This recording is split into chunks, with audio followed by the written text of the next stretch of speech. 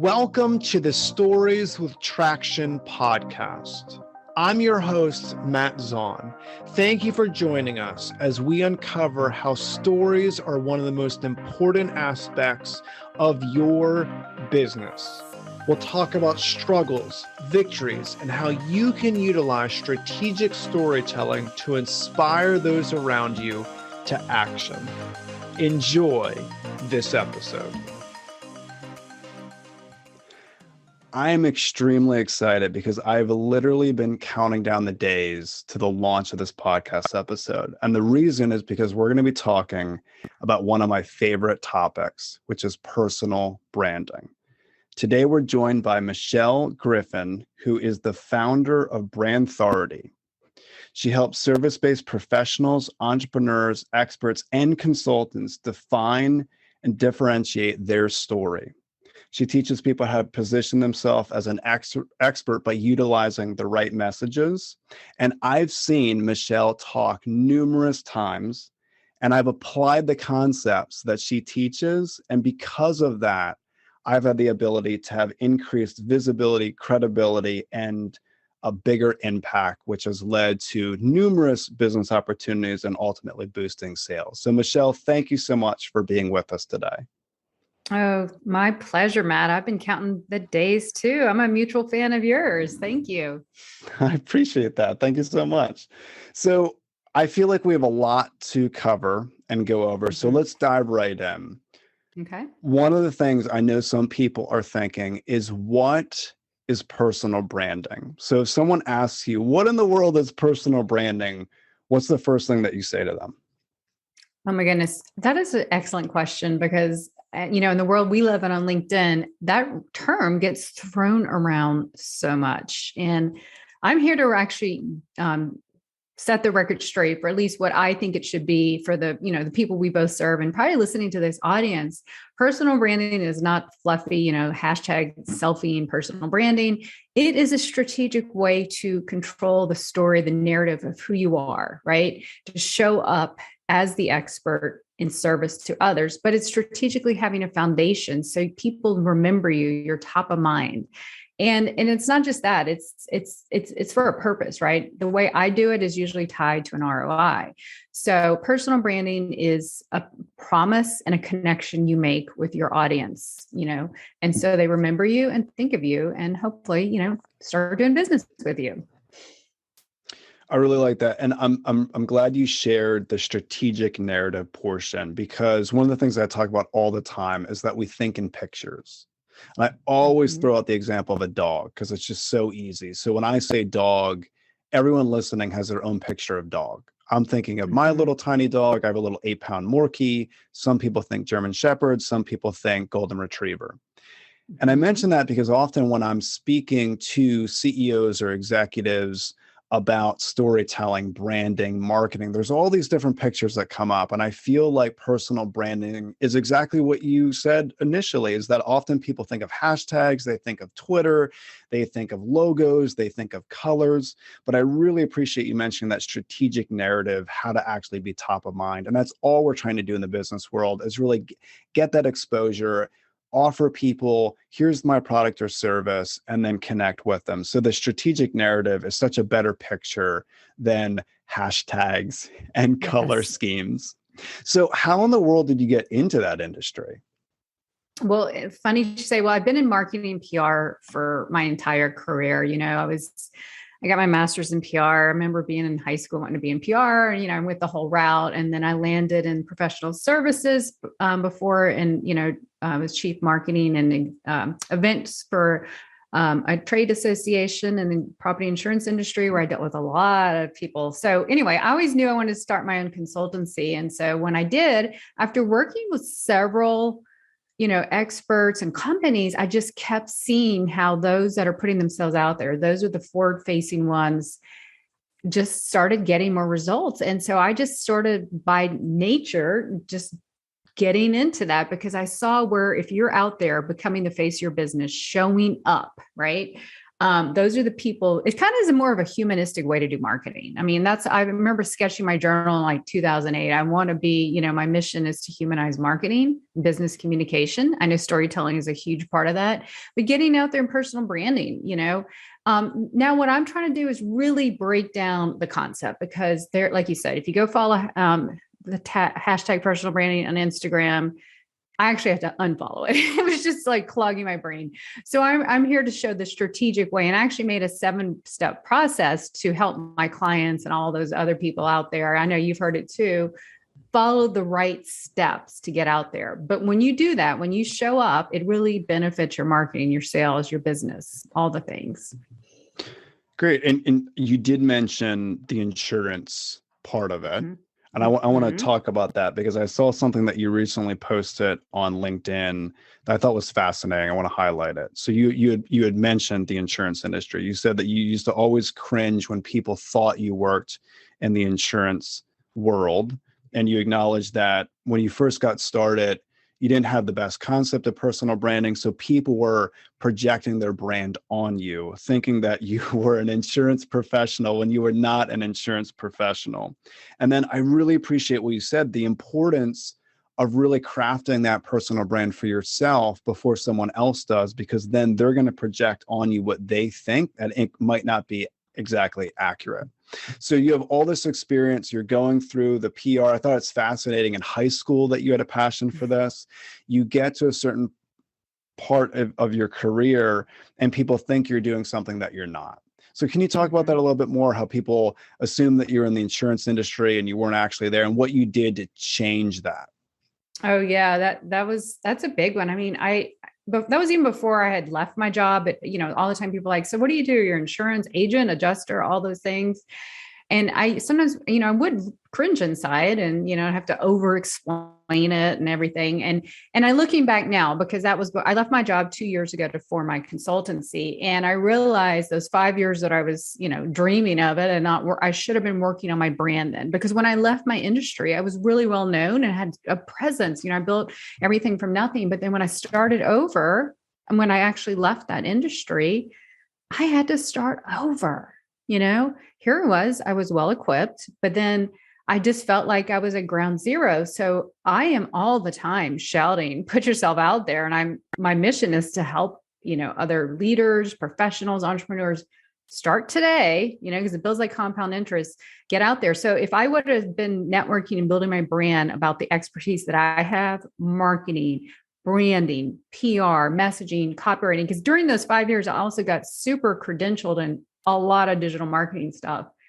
And I could have been talking about that instead of looking for the shiny object. So you have to get out there and craft your narrative. And you've heard me say this, Matt, on LinkedIn and your shows, visibility is not vanity. Okay. It opens doors and unlocks opportunities. Too many of us, and I've worked with executives, I've worked with presidents, physicians, attorneys, well-equipped, expert people. And the ones that are a little afraid to get out there, they know it maybe, but are scared because, we're all wired that way. So I have to coax them and say, look, you've got too much expertise to stay hidden. We need you out there. When you flip the switch, and this is what I should have done, flip the switch and I got to show up. I got to be visible and known and recognized so I can help the people who need what I have, that I can solve for and serve for. So that's why I'm crazy passionate about personal branding, but personal branding done the right way. And I actually am almost flipping the switch on the narrative right now, especially on LinkedIn. And I'm starting to call it professional personal branding because, again, I see everyone and their brother, and this isn't a knock to anyone. They just say personal branding. And again, I'm seeing the trend where the term is just getting misused. But when I flip the narrative as saying professional personal branding, the right people are attracted to me. The right people reach out to me. And that's just something I just started in the last 2 weeks, and I've already seen the difference. So crafting our story, crafting the message, crafting the narrative is all very much related to this. Sure. Yeah. So you mentioned a lot to unpack there. So one of the things I want to highlight is you said should have been working on my brand for years. You had something about, you should have been working on your brand for the last 2 years. And then ultimately you had to go back and really play catch up with that.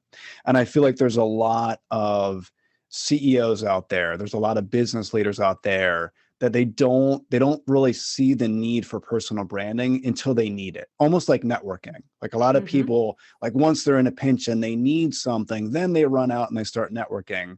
But ultimately, that's like the worst time to start networking.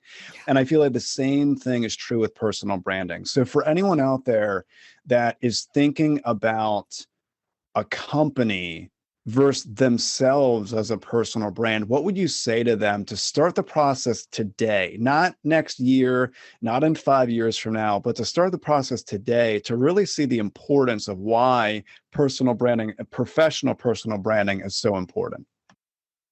Well, one of the things I always stipulate too, we have people to serve, but we can't really grow our brands without a community of people. The more people you impact and know, the more they're just going to help tell your story and share what you do and who you are.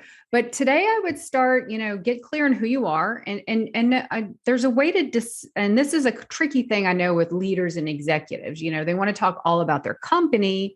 And that's good too. But we want to see what makes you as a person, the leader, the CEO. That's going to humanize you, humanize your company. So tell us the lessons you've learned. Tell us, the strategies and all the things, not just company. And, that's plays into what you do too, Matt. But get clear on who you are, what you want to be known for in your industry. And there's a way, and I work with, in that 7 steps I work with my clients to position it. But I would start now today, but get really clear and then just get out there and just start building the network of people too. But the problem I face with my clients, either they're professionals or entrepreneurs, the clarity on who they are and what they want to be known for is what stops some people. So I think just try some things out is huge, but just pick one lane and that will dictate for sure what's going to resonate with others. Yeah, that's a really good point. And one of the things that I always find fascinating is the amount of money some of the companies I work with invest in advertising. Mm-hmm. And they see the need, they see the return on investment, but they are willing and not necessarily excited, but they're definitely willing to invest insane amounts of funds into advertising to get their message into the world so they get a return. And why I find that fascinating is a lot of these companies, the same companies, don't see the value on creating a personal brand on social media that has an organic reach element to it. So just to give listeners an idea of what I mean by that, last year, my LinkedIn account got millions and millions and millions of views. Millions of views. All of this is organic reach, meaning I did not spend a single dollar on advertising and marketing through LinkedIn, but yet I got more views than a lot of companies out there investing insane amounts of money for advertising. Why is that important? Because one, for people looking to cut expenses out of their business, I didn't invest a single dollar. And two, I got so many business opportunities that came in because of positioning myself with a specific brand based on organic reach. And it's just interesting to me that CEOs, a lot of executives, CEOs, business leaders, there's this huge missed opportunity where they have a chance today to share different stories that they have, share different lessons that they have, start positioning themselves as a specific leader. What are the values that they hold true? And then what are stories that exemplify those values? And they have the opportunity today to share it in 2022 better than ever before to get noticed, get more exposure, get more eyeballs on your products and services. But I feel like a lot of people aren't doing that. I'm sure you've seen the same thing too, Michelle. Oh, absolutely. I'm just shaking my head going, yes, yes, yes. I mean, we've seen the cliche, people connect with people more than the brands. People want to know who's behind the brands now. They just, even when you pay to boost a post on LinkedIn, I cringe and go, why? You should be doing content. I'm going to learn and relate to that so much better. Because the stats I'd have to pull up, people totally 9 times bigger reach with a personal brand than a company brand. I don't know if that's exactly right, but the stats are off the charts, like you say. And here I am. I decided to go in on LinkedIn last year and I posted every single day and I got millions and millions of views too.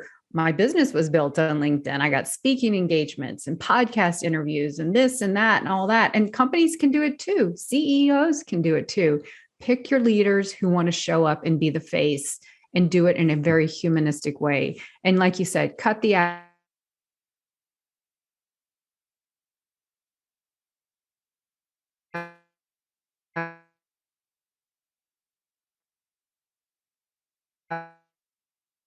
say I push personal branding because that is the conduit to get out there. That's how you do it. Show up as a personal brand to build that company brand. You're exactly right. And something that you say, that I've heard you say quite often, that visibility is not vanity. I think that's huge. And I always think if someone was a doctor and they had a medicine that could cure a very severe disease and they were withholding that medicine, that would be egregious. Like that would be unbelievably selfish, and it would be horrific for them to withhold that.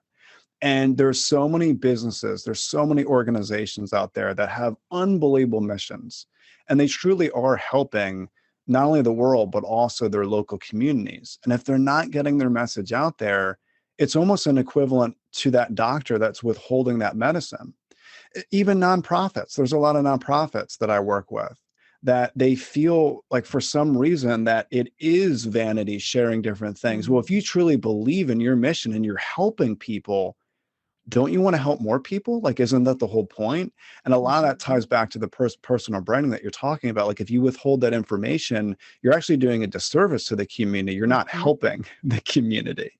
I say that so well said, because I say that too. And I was just thinking personal branding and what you and I do go so hand in hand, right? Get out there, then tell stories. Because here's the other flip side of why personal branding. People can say I'm doing personal branding, and then their content, their messaging is all about the company. You know, we want to just tell stories that resonate with the audience and draw emotional connection. You know, I think I did a post sharing some of your story ideas last week on LinkedIn, and it was so well received. People are just hungry for stories and connection and humanistic ways to do that. But yeah, so that's what you will find the value, and that's why I push personal branding. Because not only does it humanize your brand, it grows your marketing, your sales, your brand awareness, thought leadership, all the things, and like you said, it's free. I mean, that there's never been a better time. So I completely agree with what you're saying, Matt. And I hope more companies do. Now, the problem is people push it off and say, I'll do it later. I'll do it later. I'm not ready. Well, it's compound interest. It's like, start now, get a strategic plan and just start. It grows. It doesn't happen overnight. So you have to start soon and grow it every day, or grow it frequently. Yeah, and I think one of the reasons why a lot of people have a negative view is a lot of times we're the same people that have a negative view of sales, where they have this image in their head of like these trickery type sales techniques.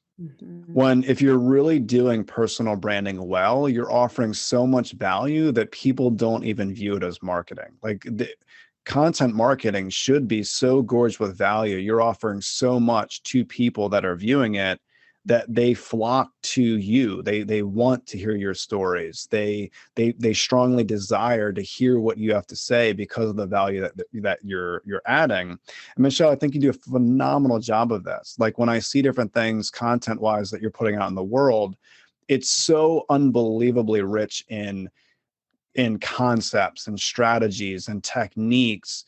People that are reading it, like you're legitimately helping them. They're going to want to do that. And there's so many leaders out there that are missing the boat with this. So you had mentioned your 7-step process. Would you be able to highlight some of the steps for people so they could start the process of implementing this? Yeah, absolutely. Thank you for that. And thank you for those kind words. That's what I'm here to, like, just show up at insane value. And I'm selling inadvertently, right? You know, I've never had to sell really, because it just comes to me organically and inbound. And that's my pleasure too. I absolutely love being a helper. So yeah, so that 7 steps was created because, you know, I had a little bit of, having to rebuild my brand or start over. I realized there was a lot of people, and this is what I mostly do with my clients. They don't have the clarity is, there's too many shiny objects, too many ideas out there. So these 7 steps will give you a strategic foundation, and they all build on another. So the first is perspective. They all start with P's.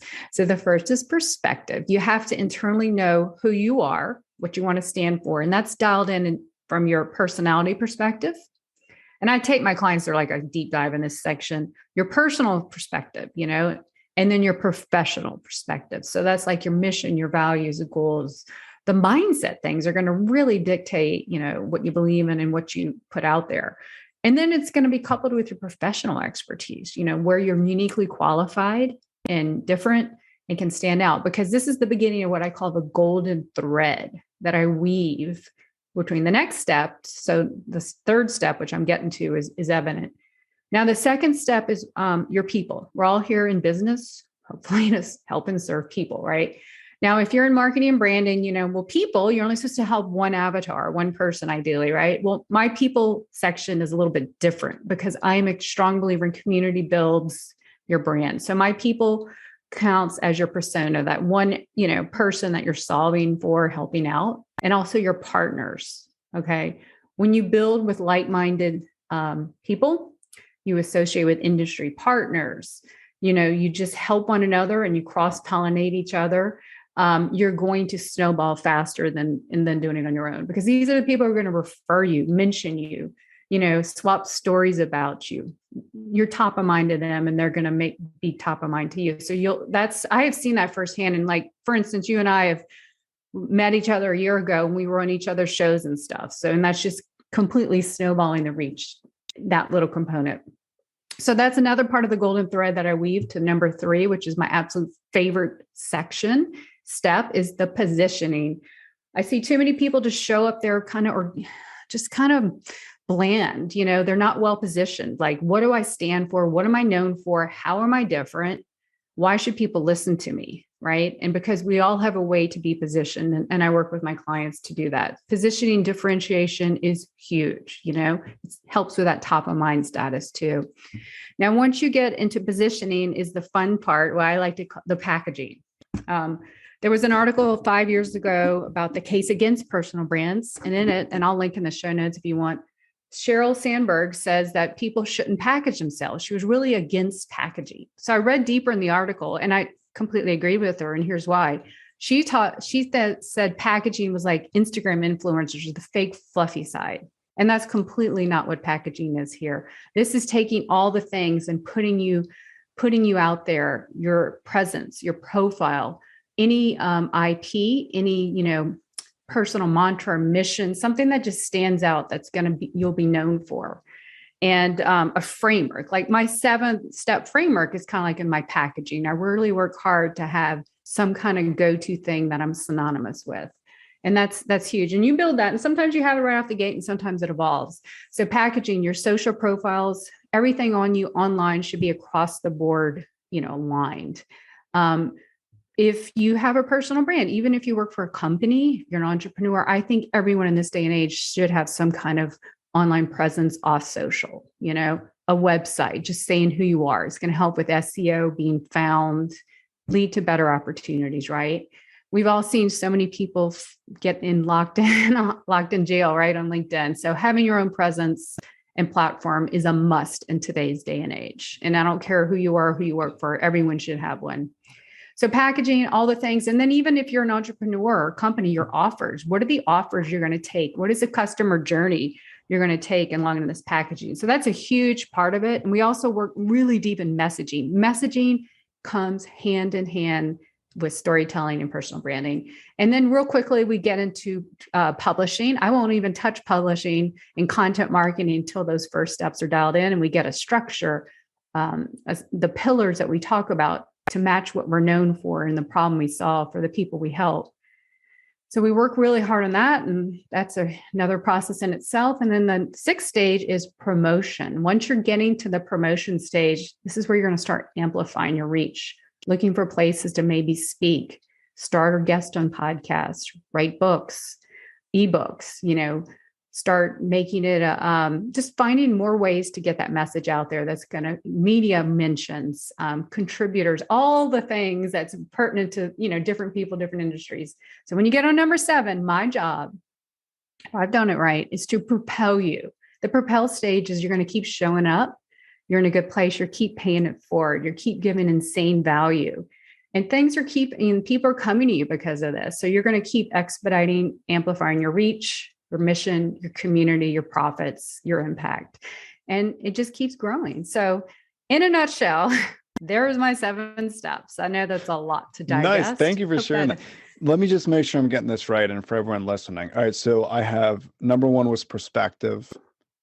2 people, 3 positioning, 4 publishing, Packaging is number 4. packaging, Mm-hmm. packaging, publishing, Yeah, promoting, publishing and is propel. 5. Publishing is number 5 because that's going to lead. And I have a lot more details on that. And then number 6 is promotion and 7 is propel. So you're going to keep showing it up and moving the needle forward. Perfect. All right. So let's talk about this in practicality, because I'm sure a lot of people are listening thinking, all right, well, how does this equate to what I do? And something popped in my head while you were sharing that. And I think this is huge. So I was working with a gentleman. I actually met him out in the Seattle area. He owns a very large company that has a presence in Seattle and also Scottsdale, Arizona. So he has a presence there with his company. And we were doing one-on-one coaching, and he was really struggling to capture different stories. And it was like pulling teeth. He didn't understand, well, how do I even find stories about this and that? And after a little time with him, all I did was I said, what are you excited about in life? And he started going off on how passionate and excited he was about this one nonprofit organization that he supports. Okay, tell me a little bit more about that. Mm-hmm. Well, every weekend, I love working with this nonprofit. It's like, that's the reason why I'm in business. That's the reason why I work so hard. That's the reason why I want to bring profits in, because I'm giving a lot back to them. I'm giving my time. I'm giving my financial resources, because listen to what they're doing in the community. And he just kept going on and on and on about his passion for this organization. And I said, are you telling your team members this? No. Are you sharing these stories with anyone? No. He fell back to your point about visibility is not vanity. He's not telling anyone about this. I said, this is the reason why you exist as an organization, but you're not constantly sharing these stories. So to backtrack and go through what you're saying, his perspective from a personal and professional level was he wanted to continue to make sure this company was successful because of this one nonprofit. Okay, that's according to what he said.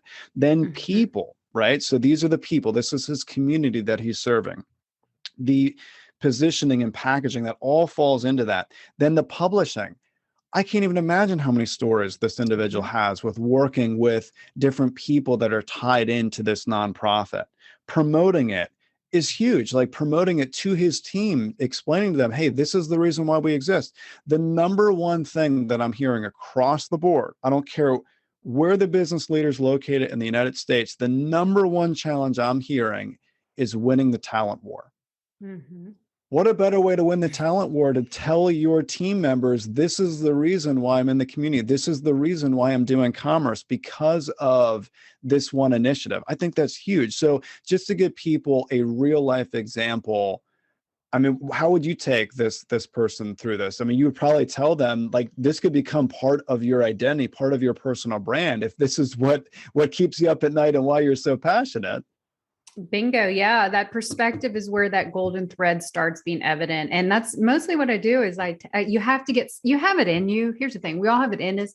Got to get someone to get it out of us. I mean, you dug a little bit deeper and you got it. And then when you got to that promotion stage, not only just telling internally, externally, what are some amazing stories that can be pitched to the media, to get out there and speak on why, we do this. I mean, that's just a wonderful underlying thing. And that is the brand connection, the brand promise for their future talent, future hires, customers, culture, all the things. So see how that is all impacted.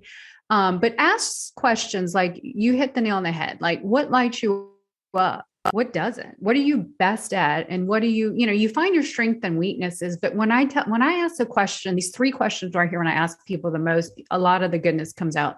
What lights you up? What absolutely lights you up and makes you happy? And I let them free talk, what makes you so mad that you just want to scream, right? And then, and what just, is such the injustice that you see. Now you ask people that personally and professionally, oh my goodness, the magic comes out, so to speak, just like you did, you uncovered that. And see, it's not like we're building a brand. And sometimes we say that, and yes, theoretically are, we're uncovering. Okay. So I have like the 4 stages. I have discover it, define it, differentiate, and develop. And that's what I do in these 7 sections. But when you get that nugget, like I just had a kickoff call the other day with a client, we're still in stage one. I've already seen where she's got her differentiation. So knowing what lights you up, what makes you sad, and what makes you mad, I think are some great questions to ask yourself. That's a really good point. And one of the things that I see on the horizon, I think is going to be really important regarding personal branding, that professional personal branding that you had mentioned, is 20 years ago, people said if you didn't have a website, you were essentially non-existent as a business. And 10 years ago, people said, if you're not on social media, you're really non-existent as a business. I fully believe that sometime in the 20s, wherever we are in the 20s, before we hit 2030, if a company isn't focused on corporate social responsibility, they're going to have an unbelievably difficult time in the marketplace. I truly believe that. I'm seeing it time and time again where people that are getting into leadership positions, especially millennials, the number one thing that they want is fulfillment and an impact. And back to everything that you're saying about, if you're a business leader and you do have a heart for the community and you are passionate and you give people PTO time to go and serve different nonprofits, and you are heavily investing with different organizations in the community to make your neighborhoods better, safer, whatever you want, there's definitely a way that they can position who they are, the fabric and DNA of who they are as a leader, tied into the mission that they are propelling out in the community. So how do you see the link between business, corporate social responsibility, and branding in the next few years?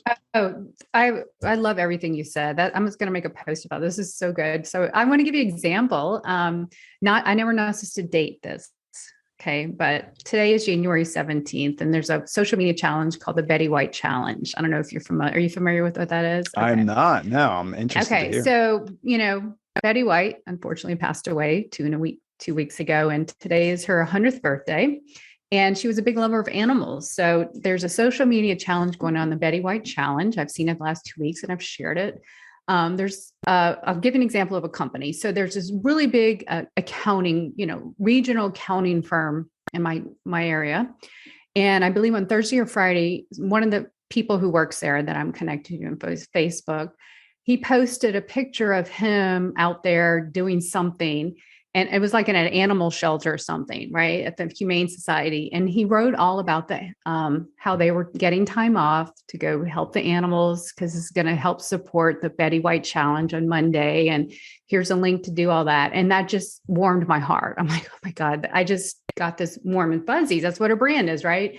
So anyway, and then they had a link to some other, not just Humane Society, but the Hotel for Dog and Cats is where we've rescued some of our animals. And so I went today, and, on January 17th, and donated. So that's an example. Here they are letting their employee out. They're doing good for the community. They talked about it. It got a substantial reach and, connection. And there it is. So now I'm thinking about telling you the story. Here I am telling you the story, right? I know about the employee and I know about the company. So those are all little snippets of ways to just daily compound, build that brand for you, for the employee, for the company. So does that give you a good example?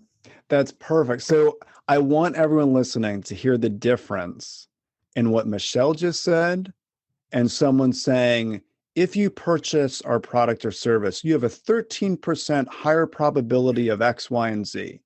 What's going to stick in your mind more? What's going to make that emotional connection that I want to go out of my way to be a part of this? It's what Michelle just said. Mm-hmm. And there's so many people out there that are so data driven, and there's a place for data, but they'll push out numbers and facts and statistics and all these different things. And they're getting destroyed business wise by people that actually have a sound, solid personal brand and are really weaving their branding with storytelling. And that's exactly what you said. And think of how it didn't take a ton of time or financial resources to post something like that. Absolutely not. And I was going to say, and to tie in where I like, and I'm not saying or they should have done it. It just so happened it is tied on our eye, because funny enough, my husband and I both were in the market for a new accountant. So who do you think I'm going to go check out? that company because I'm a big animal lover, right? There's that emotional connection and I love the story. I've always admired Betty White, all the things. So you're going to attract the right people and, hopefully start doing business with you. So I'll be checking them out for my taxes for this year. So it's a great example. And, I'm so glad we're able to give these examples because people, I think, learn best with examples. So thank you for that. Sure.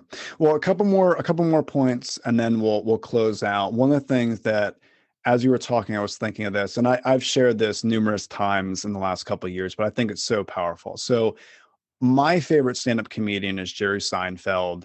For anyone that follows me, I've given numerous examples on why I believe that. I'm not saying the show, I'm not saying the Netflix special, I'm saying actually watching Jerry Seinfeld live in person. His stage dynamics are off the charts.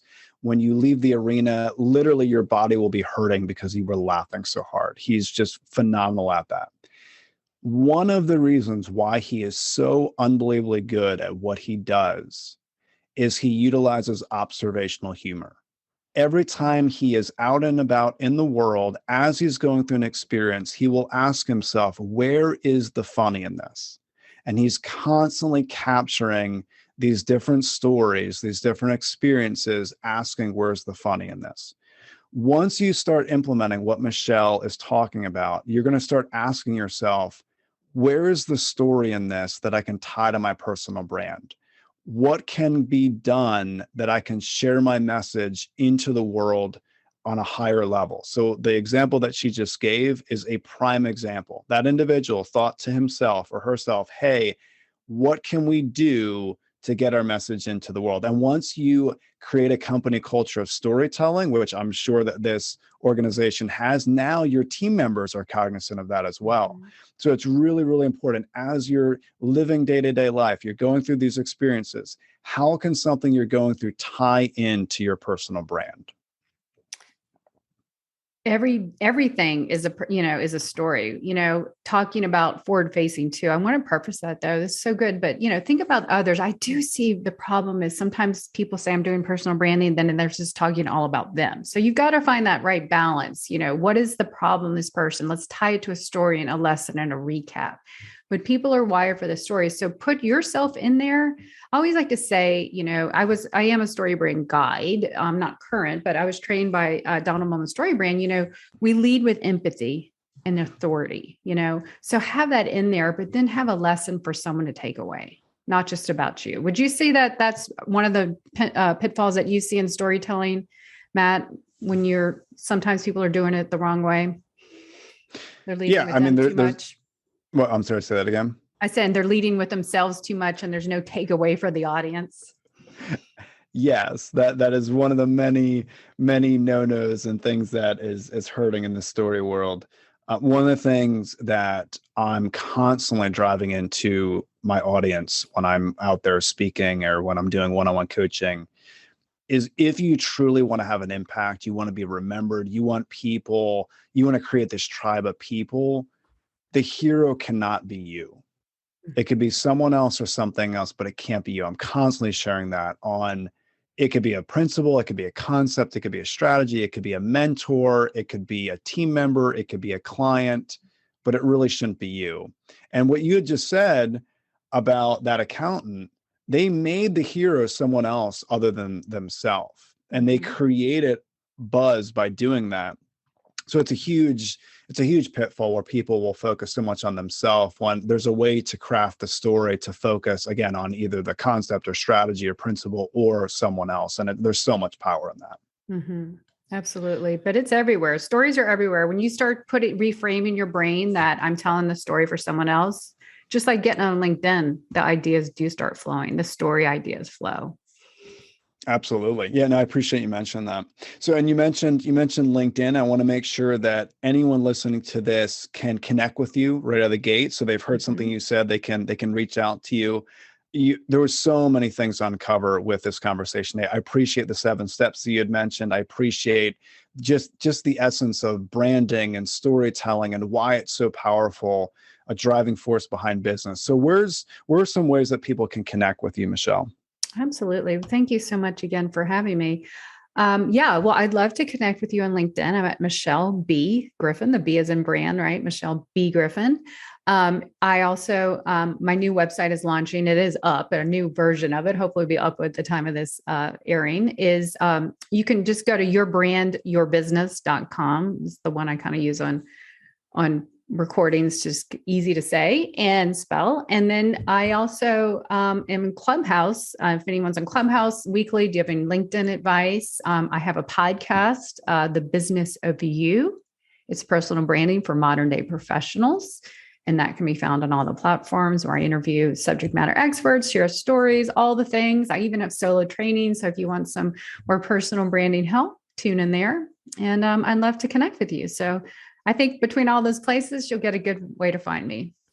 Perfect. So to make it very convenient for people, I will put all of those in the show notes. People can just click and connect with you that way. So Michelle, thank you so much for your time. It was value packed. I really appreciate everything you shared today. My pleasure. Thank you so much for having me. I could always, talk to you all day. So I appreciate your insights too. Thanks, Matt. Thank you for listening to the Stories with Traction podcast. If you have a story that you would like to share, feel free to drop an email to matt@mattzaun.com with the subject line Stories with Traction. Also, feel free to connect with me on LinkedIn, where I share tons of resources on how you can be a better storyteller.